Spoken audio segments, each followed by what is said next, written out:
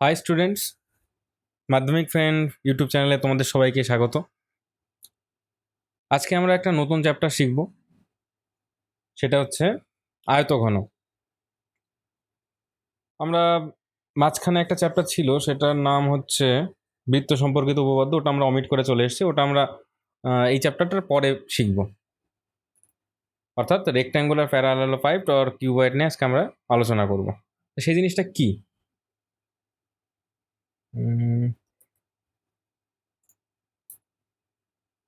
আচ্ছা, আজকের বিষয় হচ্ছে আয়তঘন।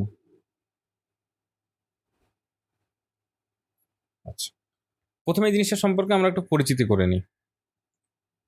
তা আমরা সকলেই পেন্সিল বক্স বা ইট জাতীয় জিনিস আমরা দেখে থাকি।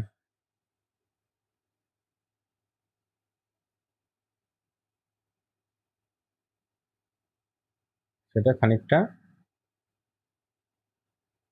এইরকম দেখতে হয়ে থাকে। সরি সরি, এই জিনিসটার সাথে সাথে ইউজ টু তোমার একটু টাইম লাগছে। আচ্ছা, এই জিনিসটা হচ্ছে আয়তঘন। এর মধ্যে হলুদ কালারের যে দাগগুলো রয়েছে, এগুলোকে এর বলা হবে দৈর্ঘ্য, অর্থাৎ লেন্থ। সবুজ কালারের দাগগুলোকে বলা হবে, সরি, লাল কালারের দাগগুলোকে বলা হবে প্রস্থ।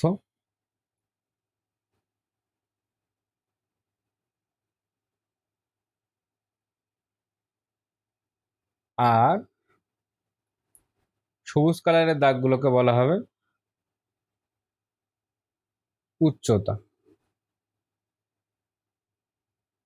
আমাদের আয়তঘন সম্পর্কে জানতে হলে এই তিন টাইপের জিনিসগুলো সম্পর্কে আমাদের একটু আগে বুঝে নেওয়া উচিত। তো হলুদ কালারগুলো হচ্ছে, ইয়েলো কালারের গুলো হচ্ছে দৈর্ঘ্য,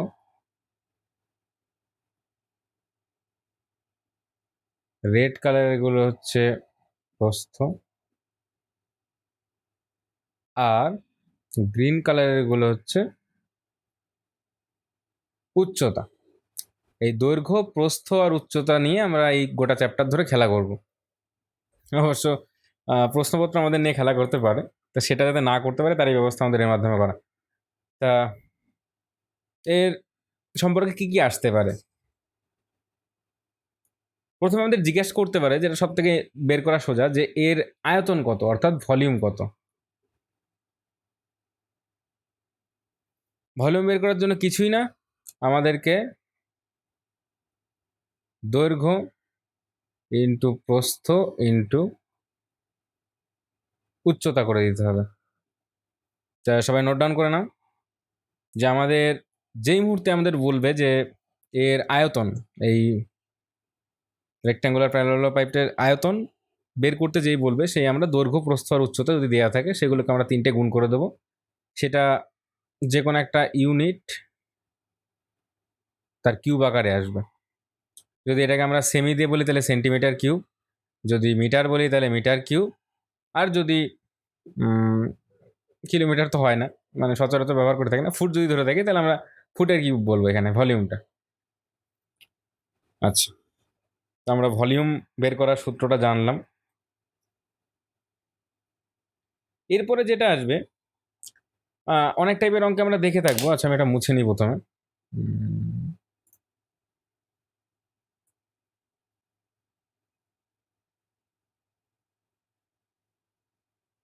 আচ্ছা, এরপরে যে জিনিসটা আসবে সেটা হচ্ছে চার দেওয়ালের ক্ষেত্রফল। এই টাইপের অঙ্ক আমরা সামনেই দেখতে পাবো বিশাল পরিমাণে।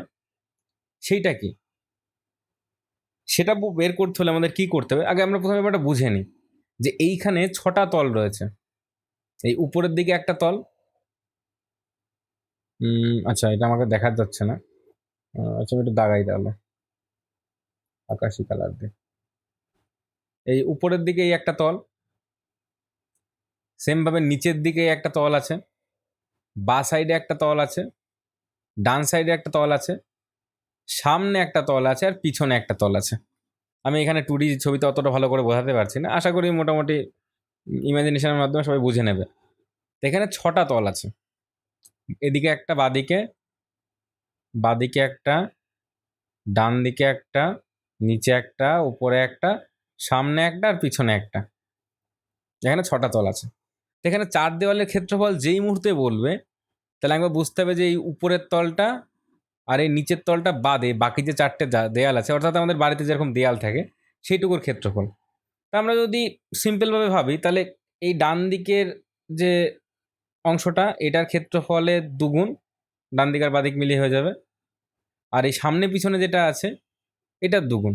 তাহলে এটা বের করলে আমরা 4 দেওয়ালের ক্ষেত্রফল বের করে ফেলতে পারবো। অর্থাৎ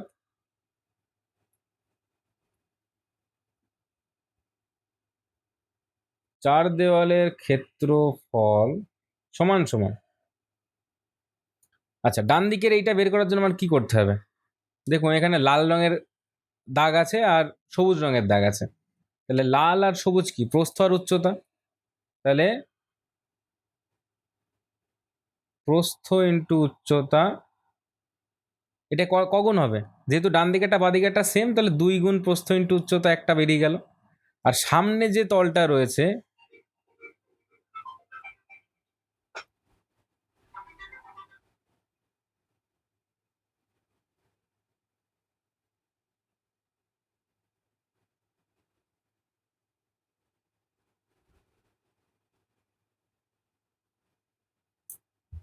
সরি আমার একটু লেট হওয়ার জন্য, আচ্ছা যাই হোক, যেখানে আমরা ছিলাম, ডান দিকের আর বাঁ দিকের ক্ষেত্রফল আমরা দিয়ে লিখলাম 2 ইন্টু প্রস্থ ইন্টু উচ্চতা। সামনের টুকুর জন্য দেখো আমাদের কি লাগবে, উপরে দেখো এখানে হলুদ রঙের একটা দাগ আছে, অর্থাৎ দৈর্ঘ্য, আর সবুজ রঙের দাগ মানে কি? উচ্চতা। তাহলে এই সবুজ রঙের দাগ উচ্চতা ইন্টু দৈর্ঘ্য, তাহলে এখানে আমি করব যোগ দৈর্ঘ্য ইন্টু উচ্চতা। এটাকেও 2 দিয়ে গুণ করবো, কারণ সামনে আর পিছনে দুটো রয়েছে আলাদা আলাদা, কিন্তু মানে আলাদা মানে কি, দুটো সেপারেট ভাবে রয়েছে, তো দুটো সেমই হবে ক্যালকুলেশন। তাহলে আলটিমেটলি এসে দাঁড়ালো কি, 2 ইন্টু প্রস্থ ইন্টু উচ্চতা, 2 ইন্টু দৈর্ঘ্য ইন্টু উচ্চতা। এটাকে যদি আমরা একটু সিম্পলিফাই করতে চাই, তাহলে ইজিক্যালটা আমি লিখতে পারি, একটুখানি সময় দাও।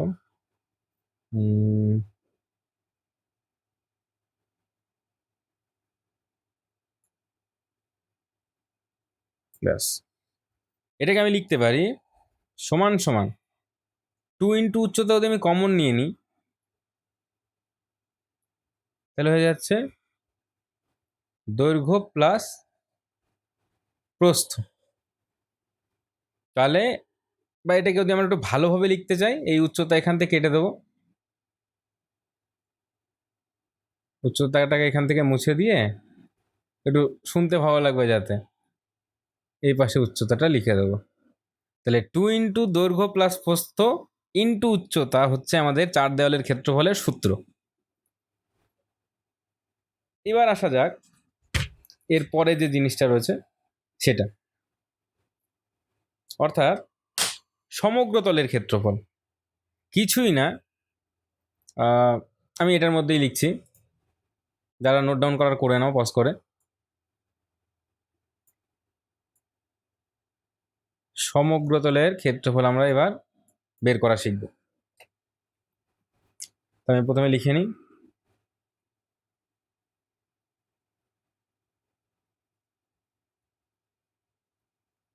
সমগ্র তলের ক্ষেত্রফল। আচ্ছা, এখানে কি যে 4 দেওয়ালের ক্ষেত্রফল আমরা বের করেছি সেটা তোমার বের হয়েই রয়েছে, তার সঙ্গে দুটো জিনিস যোগ হবে, সেটা কি? 2 ইন্টু উপর বা নিচে, অর্থাৎ ছাদ অথবা মেঝের একটা ক্ষেত্রফল বের করলে, এখানে কি লাল আর হলুদ রয়েছে, অর্থাৎ রেড আর ইয়েলো, তাহলে দৈর্ঘ্য ইন্টু প্রস্থ। তাহলে এখানে হয়ে যাবে দৈর্ঘ্য ইন্টু প্রস্থ। এটাকে সিম্পলিফাই করা চাইলে করতে পারো, আমি বলবো এভাবে মনে রাখাটা বেশি সুবিধা, যে আমি প্রত্যেকটা জিনিসকে প্রত্যেকটা দিয়ে গুণ করছি, তার সামনে 2 দিয়ে গুণ। তাহলে কি আমার সূত্রটা এসে দাঁড়ালো কি, ঠিকভাবে বলতে গেলে 2 ইন্টু দৈর্ঘ্য ইন্টু প্রস্থ প্লাস 2 ইন্টু প্রস্থ ইন্টু উচ্চতা প্লাস 2 ইন্টু দৈর্ঘ্য ইন্টু উচ্চতা বা উচ্চতা ইন্টু দৈর্ঘ্য। এই সব কটা জিনিস আমি ক্যালকুলেশন করে ফেলি, তাহলে আলটিমেটলি আমি সমগ্র তলের ক্ষেত্রফল পেয়ে যাব। ইউনিট কি হবে? সমগ্র তলের ক্ষেত্রফল হোক বা আগের 4 দেওয়ালের ক্ষেত্রফল হোক, দুই ক্ষেত্রে কি সেটা ক্ষেত্রফল। ইউনিট হবে যে কোনো একটা ইউনিটের স্কোয়ার। যদি সেন্টিমিটার হয় সেন্টিমিটারের স্কোয়ার, যদি মিটার হয় মিটারের স্কোয়ার, ফুট হলে ফুটের স্কোয়ার, যেটা যার খুশি। আচ্ছা, এবার হয়ে গেল আমাদের সমগ্র তলের ক্ষেত্রফল, আয়তন, 4 দেওয়ালের ক্ষেত্রফল, এগুলো আমরা বের করা শিখলাম। আর এটা খুবই সোজা, এটা বলাই বাহুল্য, যদি যে কোনো একটা তলের ক্ষেত্রফল বের করতে চায় সেটা সবাই ইজিলি করতে পারবে। একটু পিছনে যাক।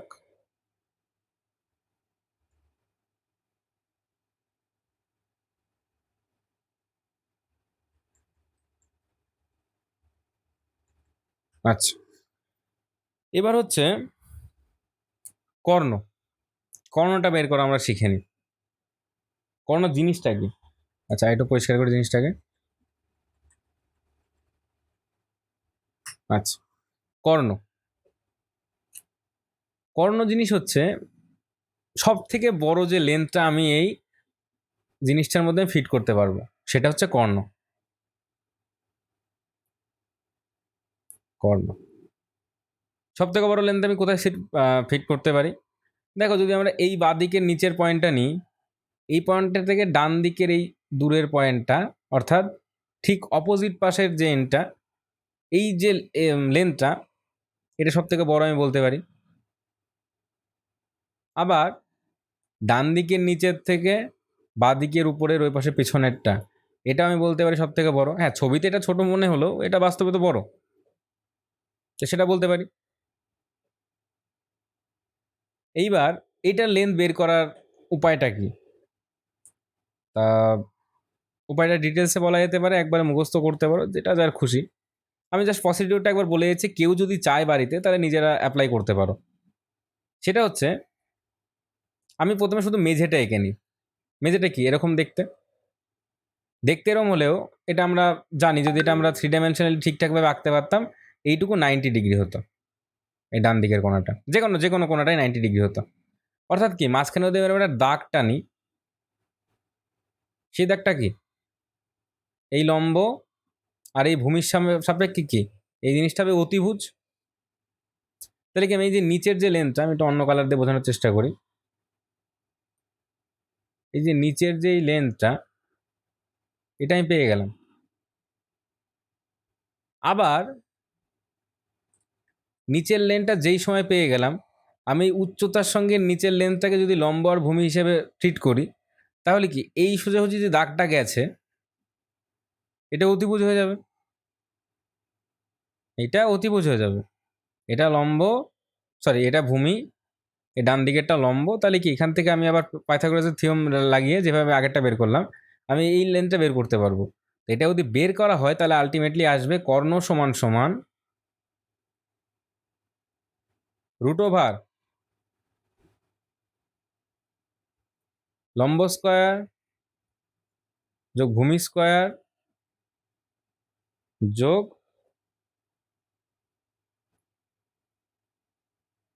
উচ্চতা স্কোয়ার। আমার লেখা একটু ভুল হলো, বা এটা ভালোভাবে বোঝাতে গেলে, বা আমাদের যেভাবে আমরা এতক্ষণ শিখে আসছি সেটাই বললে দাঁড়াবে দৈর্ঘ্য স্কোয়ার যোগ প্রস্থ স্কোয়ার যোগ উচ্চতা স্কোয়ার। বোঝা গেল আশা করি। তা আপাতত যে জিনিসগুলো আমি শেখালাম এখনো পর্যন্ত, এর উপর ভিত্তি করে আমরা মোটামুটি সব অঙ্কগুলোই নামিয়ে ফেলতে পারবো। এইবার যাওয়া যাক চ্যাপ্টারের অঙ্কে।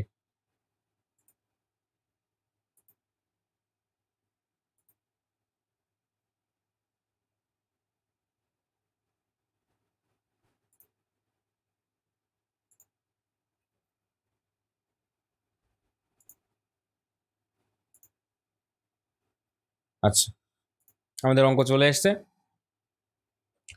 প্রথম দিকে খুবই সিম্পল কোশ্চেন থাকে, আমি মোটামুটি সবগুলোই ধরে ধরে অঙ্ক করানোর চেষ্টা করবো, 2-4টে হোমওয়ার্ক দেবো। তো শুরু করা যাক। 1 নাম্বার অঙ্ক বলছে কি আমাদের এমা এর উপর তো দাগ হওয়ার কথা। আচ্ছা সাদা কালি বলে দাগ হচ্ছে না। আমাদের পরিবেশের 4টি আয়তঘনাকার ও 4টি ঘনকাকার বস্তুর নাম লিখি। আচ্ছা আমাকে আমার আগে একটা জিনিস বলা হয়নি, সেটা আমারই ভুল। সেখানে আমরা একটুখানি ফেরত আসি। যে ঘনক জিনিসটা কি? ঘনক জিনিসটা কিছুই না, আমাদের যে এই যে ছবিটা দেয়া হয়েছে বা ছবিটা আমরা এঁকেছি, এটাকে কি বলা হয়? আয়তঘন। এটারই একটা স্পেশালাইজড ফর্ম হচ্ছে ঘনক। সেটা কিরকম? আমরা দেখতে পাচ্ছি যে এই দৈর্ঘ্যটা অনেকটা বেশি উচ্চতার থেকে, বা অ্যাটলিস্ট এই দৈর্ঘ্যটা আমাদের এই উচ্চতার থেকে আলাদা, আর প্রস্থর থেকেও আলাদা। এই তিনটে যেই টাইমে সেম হয়ে যাবে, অর্থাৎ জিনিসটা দেখতে কিরকম আমি দেখাচ্ছি,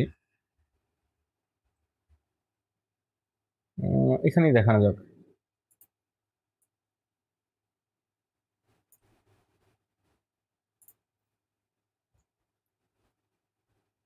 জিনিসটা দেখতে খানিকটা হবে এরকম, অর্থাৎ সামনের দিকটা স্কোয়ার, সামনের দিকটা না শুধু, সব দিকটাই স্কোয়ার। আমি ছবিতে অতটা ভালো করে বোঝাতে পারবো না। এই যে বাড়িতে আমরা সকলেই কম বেশি লুডো ছক্কা দেখেছি। সেই জিনিসটা হচ্ছে এই ঘনকের একেবারে প্রকৃত উদাহরণ। এর 4টে পাশই সমান, অর্থাৎ ঘনক হচ্ছে এমন একটা আয়ত ঘন যার দৈর্ঘ্য সমান সমান প্রস্থ সমান সমান উচ্চতা, এই তিনটে সমান। তাহলে আমি যে সূত্রগুলো এতক্ষণ শিখিয়ে রেখেছি, সেই সূত্রগুলোকে ঘনকের ক্ষেত্রে অ্যাপ্লাই করলে কি হয় সেটা দেখা যাক। আচ্ছা, ঘনক জিনিসটা দেখতে আমরা এইমাত্রই আঁকলাম।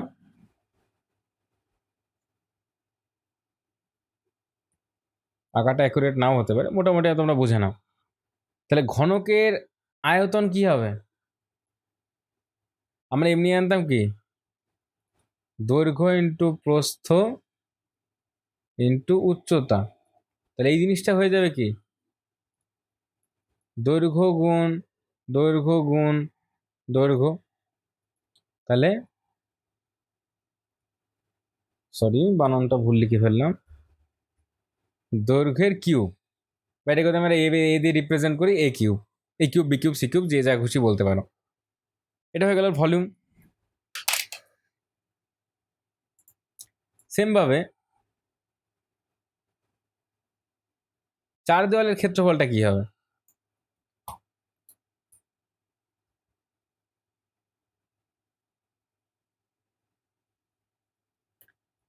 চার দেওয়ালের ক্ষেত্রফল আমরা একটু আগে পড়েছিলাম 2 ইন্টু দৈর্ঘ্য যোগ প্রস্থ ইন্টু উচ্চতা। তাহলে তিনটে যদি সমান হয়ে যায় তাহলে কি দাঁড়াবে? 2 ইন্টু, আচ্ছা দৈর্ঘ্যটা আমি একবার এ লিখছি, এ প্লাস এ গুণ এ, দ্যাট ইজ 2 ইন্টু 2 এ, তার মানে এটা হয়ে যাবে 4a into A, that is 4a square. এবার এই সূত্রটার প্রয়োজন হবে না এই জিনিসটা করতে, এটার জন্য আমাদের কমন সেন্স কাজে লাগালেই হবে। এখানে কটা সরি, আচ্ছা আমি এখানে একটু ভুল করে ফেলেছি, আমারই ভুল।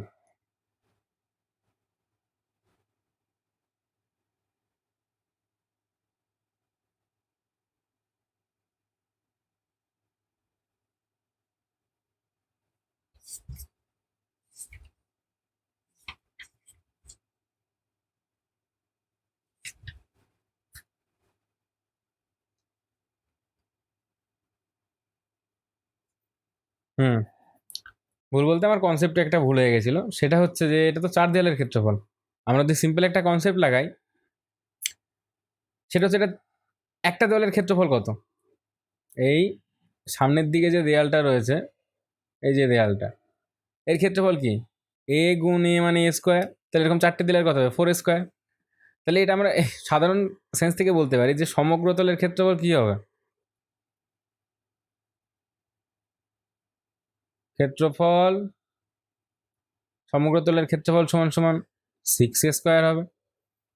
6 ইন্টু দৈর্ঘ্যর স্কোয়ার। কারণ কি একটা যদি a স্কোয়ার হয় তাহলে 6টা 6a² হবে। আর বাকি রইল একটা জিনিস, সেটা হচ্ছে কর্ণ। রুট ওভার a² যদি আমি লিখি তাহলে 3² তাহলে হয়ে যাবে a√3। তা এই সূত্রগুলো আমি কাজে লাগাবো যেখানে a ইজিক্যাল হচ্ছে বাহু। আচ্ছা, এবার চলে যাই আমরা অঙ্কে। তা 1 নম্বর অঙ্ক আমাদের কি বলছে? আমাদের পরিবেশের 4টি আয়তঘনাকার ও 4টি ঘনকাকার বস্তুর নাম লিখি। আমি এটা বলছি জাস্ট, এটা লেখার কোনো মানে ইয়ে নেই। আয়তঘনাকারের উদাহরণ কি হতে পারে? ইট হতে পারে, পেন্সিল বক্স হতে পারে, আরো বাকি দুটো তোমরা খুঁজে বের করো। ঘনক কি হতে পারে? লুডুর ছক্কা। আর একটা এক্সাম্পল রুবিক্স কিউব। সবাই দেখেছো আশা করি, এরকম টাইপের দেখতে হয়। অনেক হয়তো সলভও করতে পারবে, এরকম ভাগ থাকে। আচ্ছা, যাই হোক, এটা হচ্ছে রুবিক্স কিউব। আচ্ছা, 2 নম্বর অঙ্ক বলছে কি, তার আগে মুছে নিই।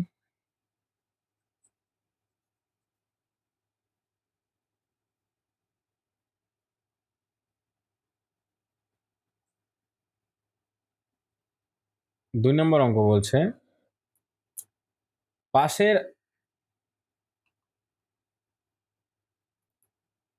পাশের আয়তঘনাকার চিত্রের তথ্যগুলি,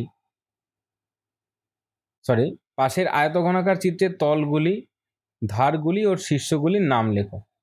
ছবিটা এখানে স্পষ্ট দেখা যাচ্ছে, আমি একটু জুম করে নিই দরকার পড়ে।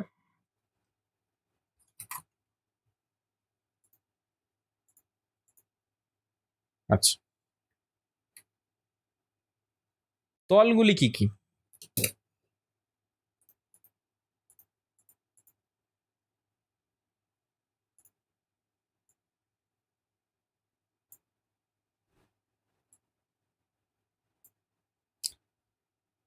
তলগুলি হচ্ছে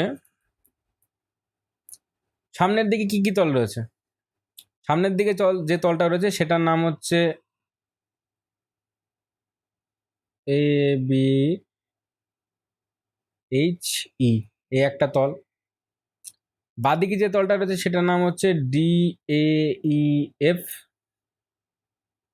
ডান দিকে যে তলটা রয়েছে সেটার নাম সিবিএইচ জি।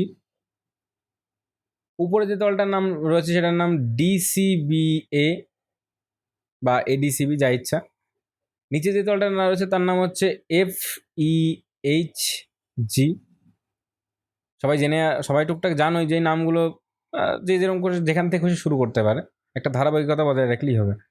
আর পিছনে যে তলটা রয়েছে সেটার নাম হচ্ছে ডিসিজিএফ। তাহলে এই 6টা তল এই মানে এই ঘনকের মধ্যে রয়েছে। এখানে আয়তঘনাকার উল্লেখ করেছে, তো আমরা দেখে ছবি দেখে বুঝতে পারছি এটা একটা ঘনক। তলগুলি গেল, ধারগুলির নাম কি হবে? একটার নাম এবি, বিএইচ, ইএইচ, এই। এটা সামনের তরফ থেকে গেল, পিছনের তরফ থেকে লিখে নিই ডিসি, এফজি, ডিএফ, সিজি।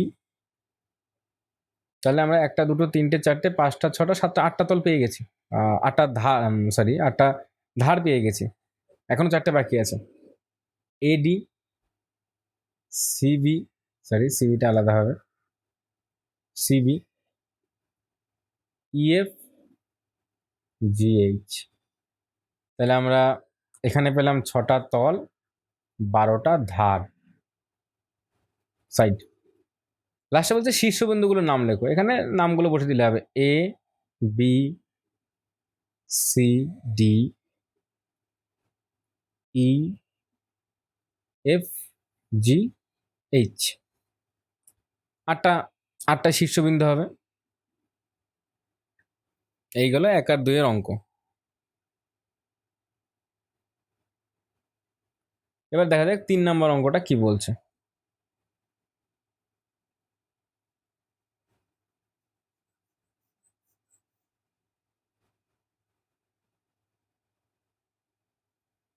বুঝে নি তার আগে 3 নম্বর অঙ্কটা বলছে, একটি সমকোণী চৌপলের ঘরের দৈর্ঘ্য, প্রস্থ এবং উচ্চতা যথাক্রমে 5 মিটার, 4 মিটার, 3 মিটার হলে ওই ঘরের সব থেকে লম্বা যে দণ্ডটা রাখা যাবে তার দৈর্ঘ্য হিসাব করে লিখি। আচ্ছা, এটার জন্যই আমরা সূত্রটা পড়েছিলাম। আয়তঘনাকার ঘর, আচ্ছা এখানে বলে রাখি যে এখানে সমকোণী চৌপল বলা হয়েছে, সেম জিনিস। এই ঘরের মধ্যে সব থেকে লম্বা যে দণ্ডটা রাখা যাবে, আমরা একটু আগে আলোচনা করেছি, এই ঘরের সব থেকে লম্বা দণ্ড কোনটা রাখা যাবে? এইটা রাখা যাবে। সরি, ছবিটা ঠিকঠাক রাখলে এরকম লাগবে জিনিসটা দেখতে। এইটা, এটার সূত্র কি? কর্ণের দৈর্ঘ্য। আচ্ছা, অঙ্কটাকে যদি সুন্দরভাবে সাজিয়ে গুছিয়ে লিখতে চাই তাহলে কি হবে? প্রথমে লিখলাম, প্রশ্নে দেওয়া আছে দৈর্ঘ্য সমান সমান 5 মিটার, প্রস্থ সমান সমান 4 মিটার, উচ্চতা সমান সমান 3 মিটার। তাহলে কর্ণ সমান সমান রুট ওভার কত? 5 square, 4 square plus 3 square, that is 5 5 25, 4 4 16, 3 3 9, that is 16 আর 9 25, 25 50। এটা যদি আমরা ঠিক করে লিখি, লেখা যায় 2 into 25, that is 5 root over 2 metre. তাহলে আমাদের অ্যান্সার চলে আসলো কি, সব থেকে লম্বা যেটা দৈর্ঘ্যের আমি দণ্ড রাখতে পারবো সেটা হচ্ছে 5 রুট 2 মিটার দৈর্ঘ্যের দণ্ড আমি রাখতে পারবো। সিম্পল অঙ্ক, আশা করি বুঝতে অসুবিধা হয়নি কারো।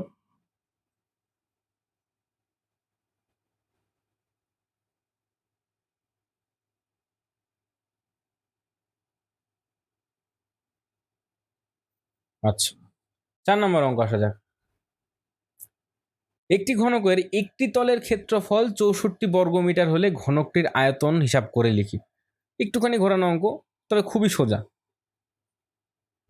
আমার এখানে ছবি আঁকার দরকার নেই, কারণ উপরে আমি এই জিনিসটাকে মুছে এখানে আঁকতে পারি। এখানে বলা হয়েছে ঘনক, আয়ত ঘনক না, ডাইরেক্ট ঘনক, অর্থাৎ আমাদের অর্ধেক কাজ এরাই করে দিয়েছে, কারণ জিনিসটা খুবই সোজা হবে। এর একটা ধারের আমাকে বলে দিয়েছে ক্ষেত্রফল। তাহলে আমি প্রথমে ধরে নিতে পারি, ধরি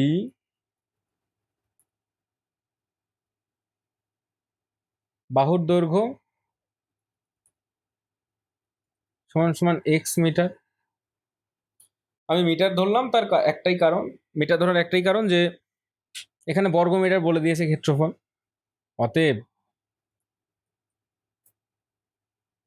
এক্স স্কোয়ার সমান সমান 64, implies that x is equal to root over 64 and our final outcome is x is equal to 8 plus minus 8। সেটা আমরা এখনো অতটা সেরকম জায়গায় পৌঁছাইনি, বা পাটিগণিতে সেভাবে অতটা সিরিয়াসলি নেওয়া হয় না যে রুট ওভার 64 থেকে প্লাস মাইনাসে বের করে দিয়ে হাড্ডাবাড্ডা লিখতে হবে। কিন্তু অ্যাকচুয়াল নিয়ম অনুযায়ী এখানে লেখা উচিত যে -8 ভ্যালুটা কেন আমি নিতে পারছি না, কারণ কোনো আয়তঘনকের দৈর্ঘ্য কোনোদিন ঋণাত্মক হতে পারে না মানটা। সেটা না রেখলেও কিছু বলবেন, আমি জাস্ট বলে রাখলাম। তাহলে এখান থেকে আমি কি পেলাম, যে বাহুর দৈর্ঘ্য 8 মিটার। তাহলে এবার ক্ষেত্রফল বের করা আমার জন্য একেবারে খুবই সোজা কাজ। সরি, ক্ষেত্রফল না, আয়তন। অতএব আয়তন সমান সমান বাহুর কিউব, আমরা একটু আগে বের করেছি, সিম্পলিফাই করে এটা। তার মানে 8 এর কিউব, দ্যাট ইজ 8 64 ইন্টু 8, তাহলে 64 ইন্টু 8, 4টা 32 হাতে থাকলে 3, 6টা 48 আর 3 51, দ্যাট ইজ 512। আয়তন ইউনিট কি হবে দেখি, সবাই গেস করো। আশা করি সবাই ঠিকঠাকই গেস করেছো, দ্যাট ইজ মিটার কিউব বা ঘন মিটার। তাহলে এই অঙ্কটা হয়ে গেল আমাদের। এবার আসি 5 নাম্বার অঙ্কে, মুছে দিলাম।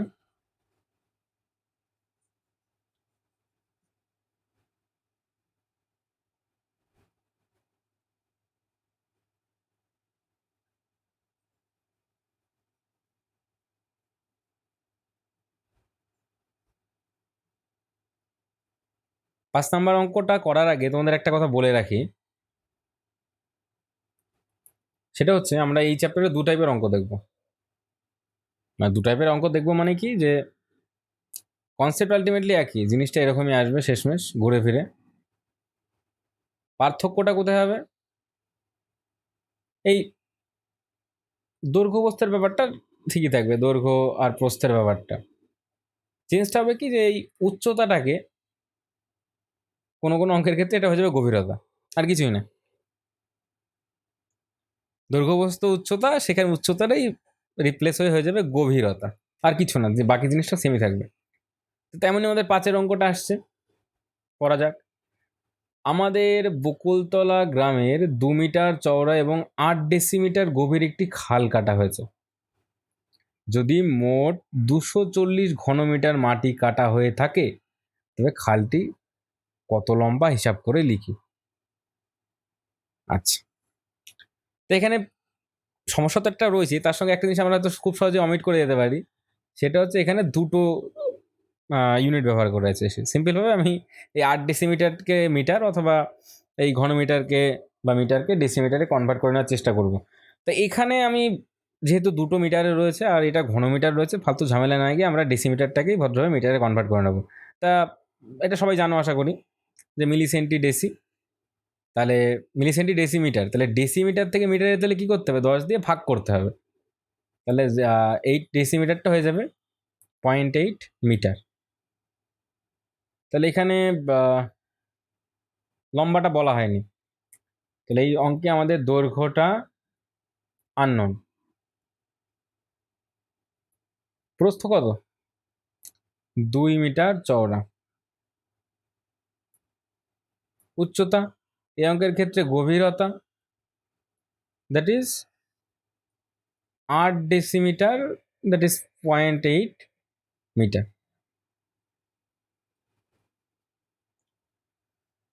প্রশ্ন করেছে যে এর দৈর্ঘ্যটা কত।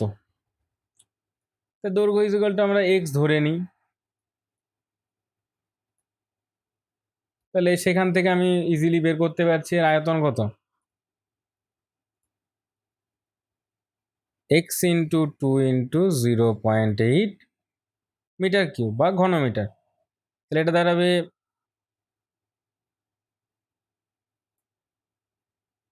2x বাই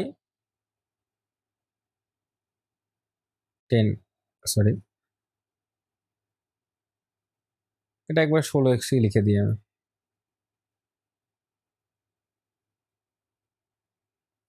16x/10 এত মিটার কিউব।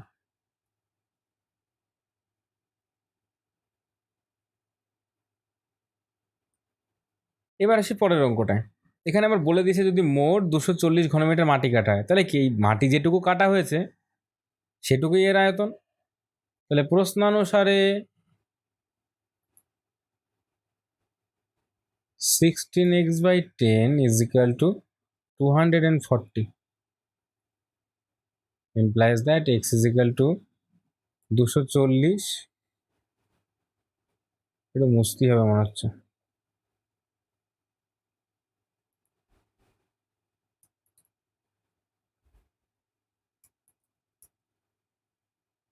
এটা কি দোষ করলো,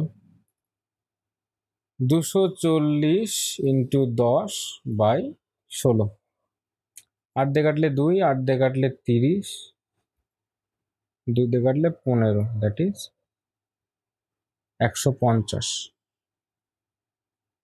তাহলে অ্যান্সার দিল কি, যে খালটি কত লম্বা হবে হিসাব করি। খালটি 150 মিটার লম্বা হবে, বা অ্যাটলিস্ট হওয়ার কথা।